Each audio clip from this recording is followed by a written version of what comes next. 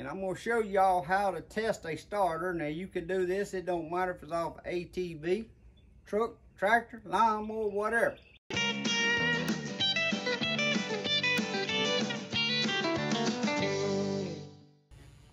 Well, good morning guys, welcome back to Poorboys little homestead / Papaw's place. Guys, as always, if this is your first time here, thanks for dropping in. Feel free to drop in anytime you feel, my friend. Guys, today what we got here is a 2013 Yamaha Grizzly 550. And the starter's out on it. So we're going to be showing y'all how to change the starter on a 2013 Grizzly 550 Yamaha. I'm going to get y'all over here close. I done removed the cowlings off of it, and of course the seat first, and then the cowlings, and then unbolted the rack, moved the little plastic pieces up front. Now guys, if you can't figure out how to do that, I don't think you might need to be trying to figure out how to change a starter. I'm just saying. Don't mean to make any of you mad or hurt your feelings, but if you can't figure out how to take the seat off and remove the cowlings, yeah, you may not need to be trying to change the starter out yourself. But we got that all done, and I'm gonna get y'all over here and I'm gonna show you how to remove the starter and put the new starter in. And then I'm gonna show you how to test your starter before you order one to make dang sure that it is your starter that's out. Now guys, I done removed this starter off this ATV here, and I done tested it before I ordered and got the new one in. But I stuck it back on there, but it ain't tight. But I stuck it back on there so I can show y'all how to remove it, how to put the new one back on. So y'all come on over here and let's get a little closer look. First up guys, you want to come over here on the left hand side of the ATV. And right here is your exhaust pipe, and right there's the starter. Now I don't know how good I'm gonna be able to hold this where y'all can see while I remove it for you, but there's two bolts right here, one on that side and one right there on that side, and them are 8mm bolts. And like I said, I'm undoing them with my hand because I done removed this starter. But once you remove these bolts, there's one of them removed. You'll need an 8mm socket, a little 1/4" dry ratchet, and with a little bitty short extension unless you got a long socket. Now, what you want to do is when you're taking your starter off the first time, you look right through here and you'll see the starter. You put you something on there like the extension off your ratchet, and you just take your little hammer and you just give it a little bump. And even there, I can get this one back off, but when you first take it off the first time, you just give it a little bump and bump it backwards. Now it's got one wire connected to it right here on the back side. And we're gonna go around to the other side and I'll show you how you get that off, and then we come back to this side because you remove the starter coming out this direction. You wanna pull that starter up here. Now we're on the right side of the ATV. That's the right side of you sitting on it riding it. That'll be your right hand side.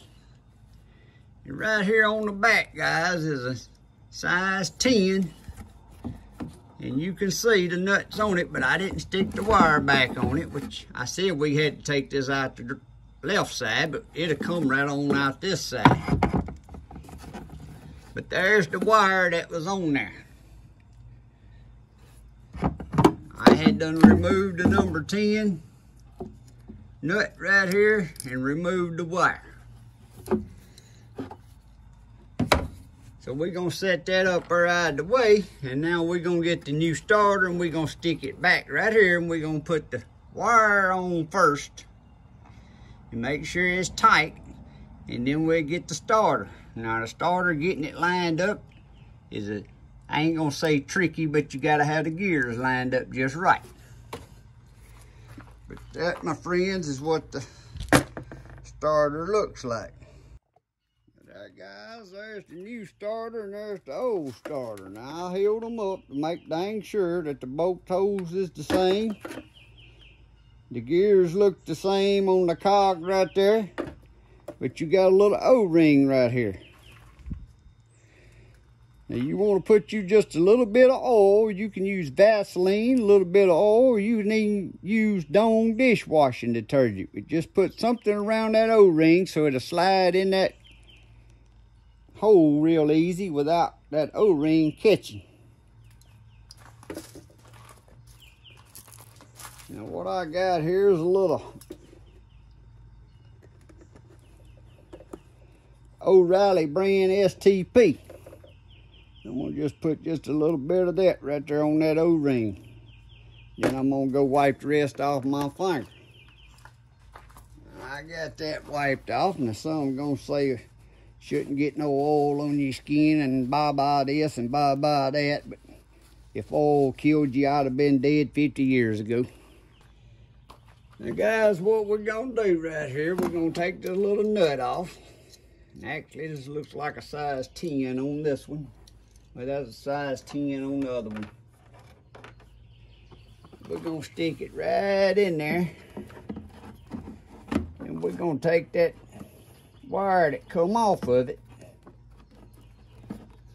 And it's gotta be turned just right. So it'll come out that notch right here in the bottom of this piece of plastic on the back of that starter. If you don't, your wire won't get tighter. It'll come loose on you, and your four-wheeler ain't gonna start because your wire done got loose. Just stick that wire back on there and put the nut on there.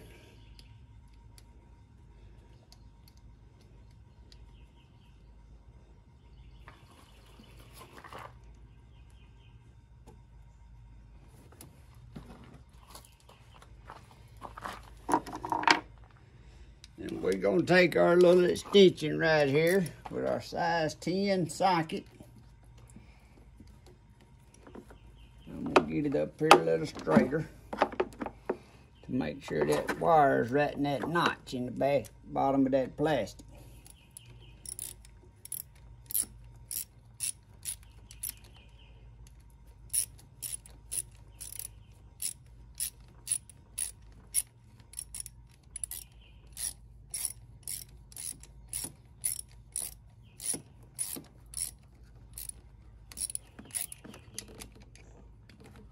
When it gets tight, you want to give it a pretty good little snug.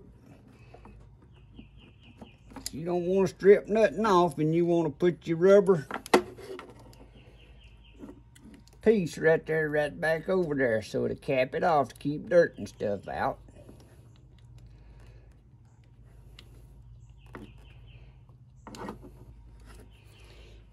And now we're gonna move to the other side. Be the left-hand side.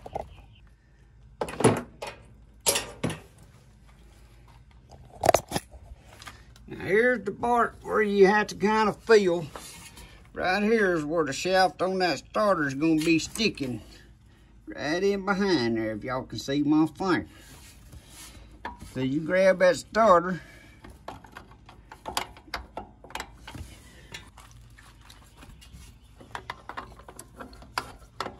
And you just kind of got to feel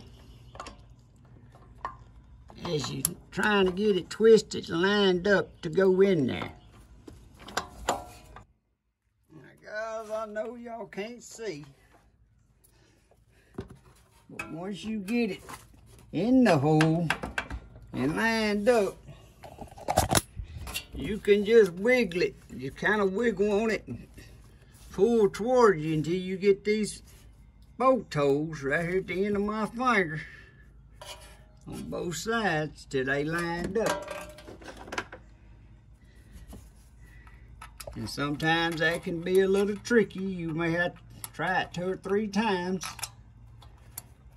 Ain't nothing easy. It don't just fall right in place. If it did, anybody would do it.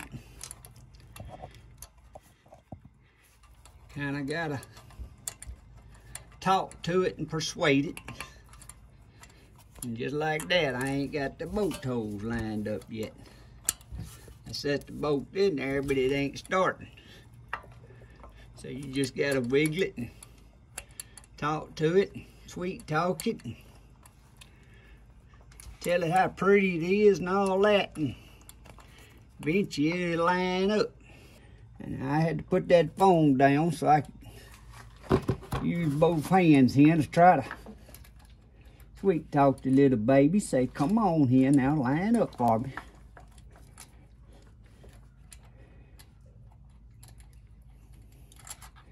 I thought I had it just right, but it ain't just right yet. It's got to be perfect to start them screws, and I ain't got it perfect yet. Hey guys, I think I may have just got it. Actually, I think I had the starter pushed in just a little bit too far. So I had to bump it back out I'm talking about just a little bit.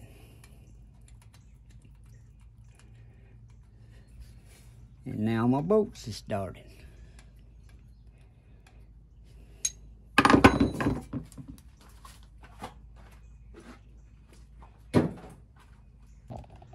I ain't got no extension on my ratchet. What I got here is a long number 8mm socket. And you want to tighten that up. Tighten both of them screws up.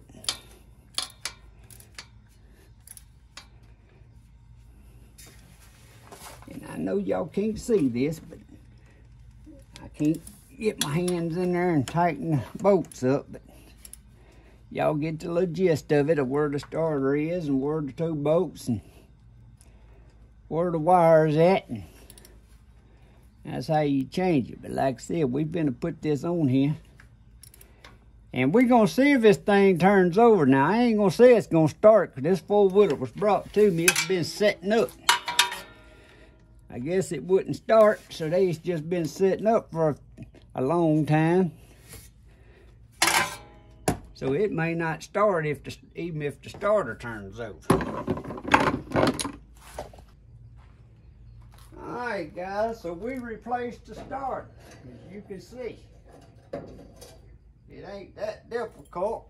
It's just a little tedious getting it worked in there and getting it lined up. 'Cause like I said, when you try to stick it in, if these cogs ain't lined up, you got to get you a pair of pliers and turn them cogs just a little bit. You can't, or at least on this old starter you can't, because it's halfway froze up, so I can't turn it with my hand. But you just turn them cogs just a little bit and try to go in again, and once you get it lined up, it'll slip right in place. But now we're gonna see if this thing will fire up. Like I said, I don't know how long it's been since it's been cranked. I did drain the gas totally out of it and put fresh gasoline in it. I made sure the battery's charged.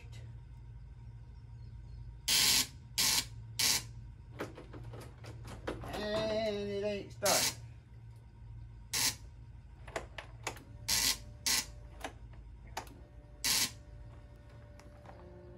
So we got something else going on. Guys, I made a little boo-boo before I put this screw back in here. I don't know if y'all can see it, but this ground cable has to go right under that screw. And that's what grounds the starter.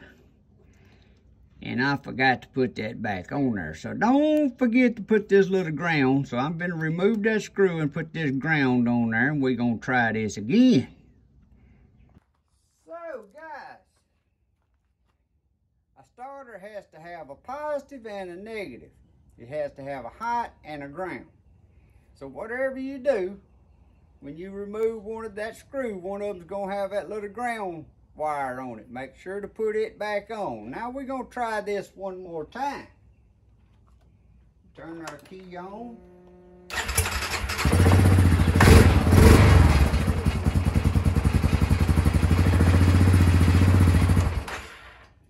So the starter was the problem. So now what I'm gonna do, I'm gonna take y'all over here to my truck with the booster cables, and I'm gonna show y'all how to test a starter. Now you can do this, it don't matter if it's off ATV, truck, tractor, lawnmower, whatever. How you can test your starter to make dadgum sure it is your starter before you order one. So let's mosey over here and let's test this. Show y'all how I tested it. So guys, how we gonna test this? I got a pair of booster cables hooked to the battery on my truck. Of course, you want red to positive, black to negative, which should be red and black, but you never know. And what you want to do, you want to hook your negative, the other end of these cables, just anywhere on the starter. We're going to hook it down here where this was bolted onto the four-wheeler. You want to take your hot, and we're going to touch it right here where this hot wire was at. And when we touch it, now this starter, I done tested it. When I first tested it, it was froze up, and I kept fooling with it, and finally it started, but then all of a sudden it stopped. So it may come on and it may not, and it may make racket, but either way, this is how you test one. It may make a little spark, so hold it away from your eyes. Now you see this one ain't, there it is, it's trying. But hear that racket it's making? Now I kept fooling with this the other day, but it was stuck. Now once you got it unstuck,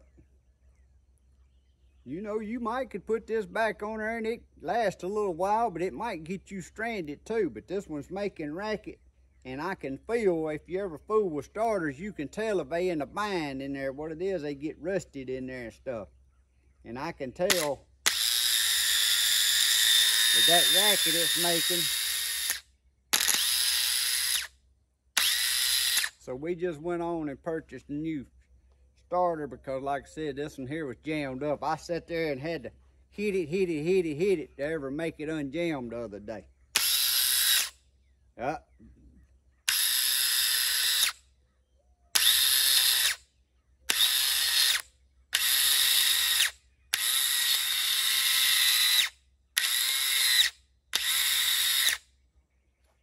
anyway, that's how you test your starter.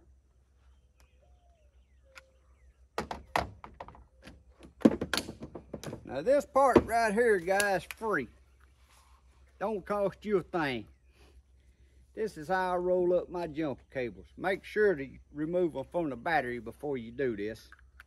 Hook them two ends together and start winding them up around and around. And keep them straight as you go. And then when you go to get your booster cables out of your toolbox, they ain't all wound up and hung up on everything in the toolbox.